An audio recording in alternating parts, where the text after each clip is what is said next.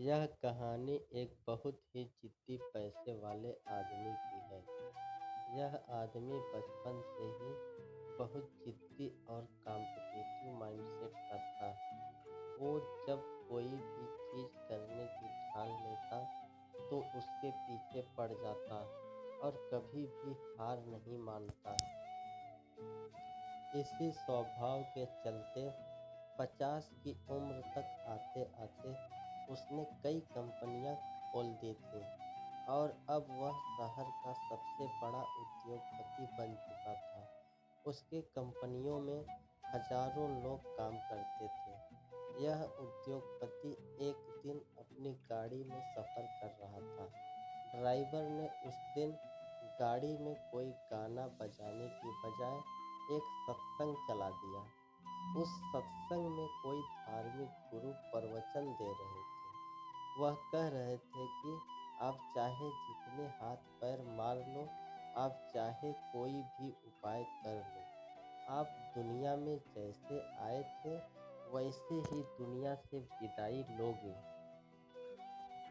गुरु ने इस बात को गहराई से समझाते हुए कहा कि आपने जिंदगी भर जो भी कमाया है या जिसके लिए आपने अपनी पूरी जिंदगी खपा दी है, चाहे वह घर हो, धन हो, शोहरत हो या और कुछ भी, वह सब आप अपने साथ कभी नहीं ले जा पाएंगे। अपने स्वभाव के अनुसार व्यापारी इस धर्म गुरु के बोलने को एक चुनौती की तरह स्वीकार कर लेता है। व्यापारी ठान लेता है कि वह इस धर्म गुरु के शब्दों को गलत साबित कर देगा। वह कुछ ऐसा करेगा कि वह अपना कमाया हुआ धन मरने के बाद भी अपने साथ लेकर जाएगा।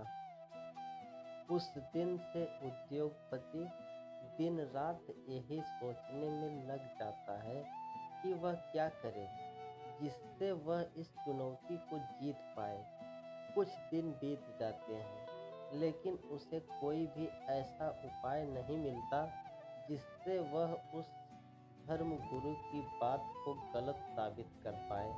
काफ़ी सोचने समझने के बाद वो तय करता है कि वह अकेला ज़्यादा नहीं सोच पाएगा, इसलिए उन सभी लोगों के दिमाग का इस्तेमाल करना सही होगा जो उसकी कंपनियों में काम करते हैं। एक दिन वह अपने सभी कर्मचारियों को एक जगह एकत्रित करता है और यह अनाउंस करता है कि जो भी उसे मरने के बाद पैसा अपने साथ कैसे लेकर जाना है, इसके लिए कोई आइडिया देगा, वह उस व्यक्ति को 1 करोड़ रुपया देगा। उद्योगपति की ऐसी अनाउंसमेंट सुनकर लोग कानाफूसी करने लगते हैं। कई लोग इसे एक मजाक समझते हैं और कई लोग सोचते हैं कि उद्योगपति का दिमाग खराब हो गया है, उसका मानसिक संतुलन बिगड़ गया है। उस दिन उद्योगपति वापस अपने घर चला जाता है। 1 हफ्ता बीत जाने पर भी जब कोई भी उसे कोई आइडिया देने के लिए नहीं आता है, तो वह फिर से एक बार सभी को इकट्ठा करता है और इस बार आइडिया देने वाले को 5 करोड़ देने का वादा करता है। अब की बार यह बात उसके कर्मचारियों तक ना सीमित रहकर पूरे शहर में फैल जाती है।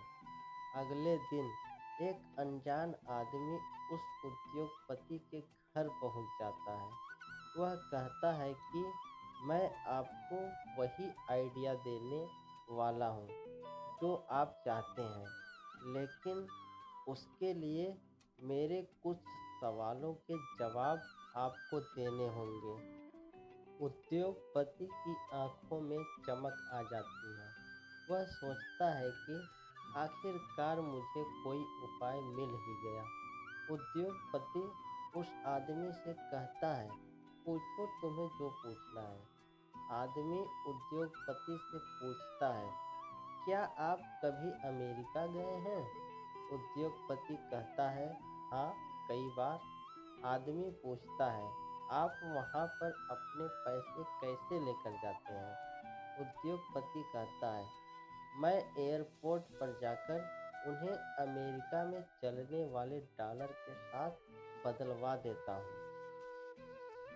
आदमी उद्योगपति से एक के बाद एक कई देशों के नाम बताकर यही सवाल करता है और उद्योगपति उसे हर बार जवाब देता है कि वह उस देश की करेंसी को एयरपोर्ट पर एक्सचेंज करवा लेता है ताकि वहां जाकर वह उन पैसों को अपने हिसाब से खर्च कर पाए।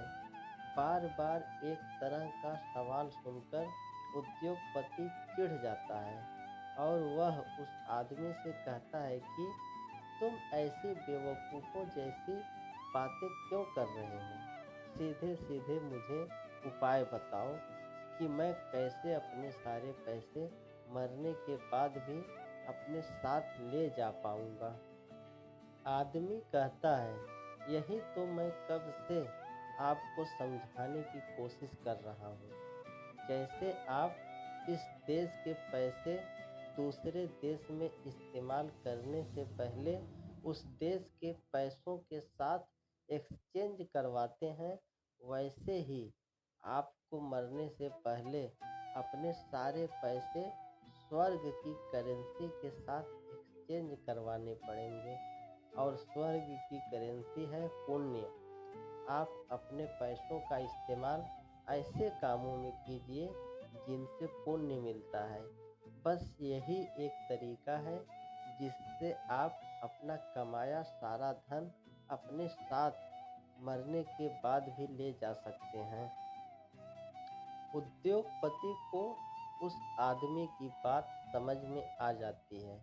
वह उसे उसके हिस्से का इनाम देता है और अपना बाकी का सारा जीवन दान धर्म और गरीब लोगों की सेवा में लगा देता है। तो दोस्तों, कैसी लगी मेरी आज की कहानी? यदि कहानी पसंद आई है तो चैनल को सब्सक्राइब कर लीजिए और लाइक कर दीजिए। थैंक यू दोस्तों।